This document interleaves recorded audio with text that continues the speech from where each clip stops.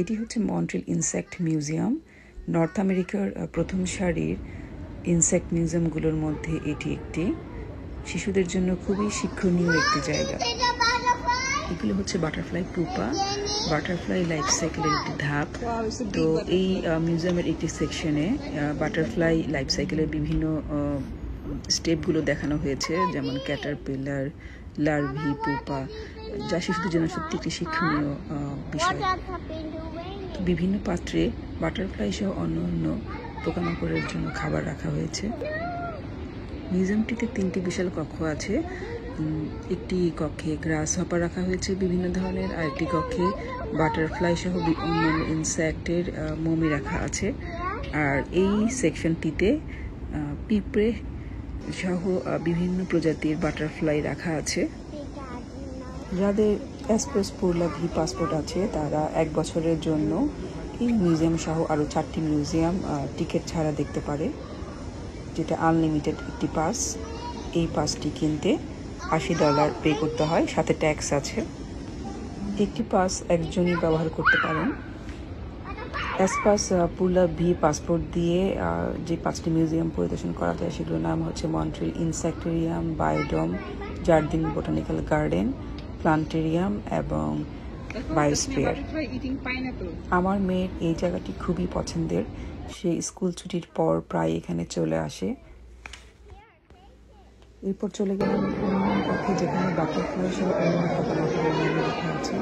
এখানে orange colour, blue colour, green colour, purple colour সহ অসংখ্য অনেক প্রজাতি আছে, যেগুলো কাছের ঘরে ছোট ছোট বাক্সে রাখা হয়েছে।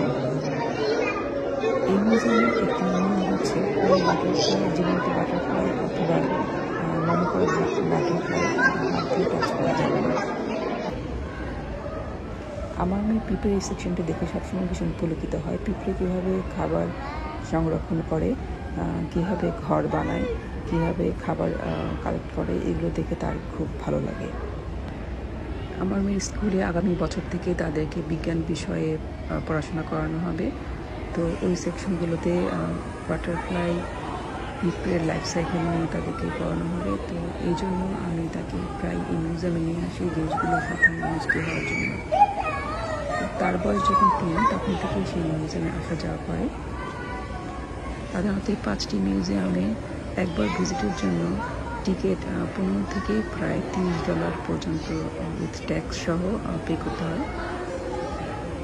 যেহেতু আমার পাস আছে তাই আমি টিকিট ছাড়াই পরিদর্শন করতে পারি আনলিমিটেড।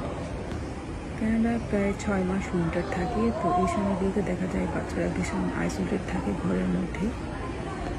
উইন্টারের সময় এই এনভায়রনমেন্টাল সায়েন্স রিলেটেড মিউজিয়ামগুলো ঘুরে দেখা বাচ্চাদের জন্য একটি খুবই আনন্দপূর্ণ জায়গা হতে পারে। বোটানিক্যাল গার্ডেন ছাড়া অন্য 4টি মিউজিয়ামের ভেতরের উষ্ণতা অনেক বেশি থাকে, অনেকটা গ্রিন হাউসের মতো। তাই উইন্টার সময় আমি অনেকে প্রায় এই মিউজিয়ামগুলোতে নিয়ে আসি।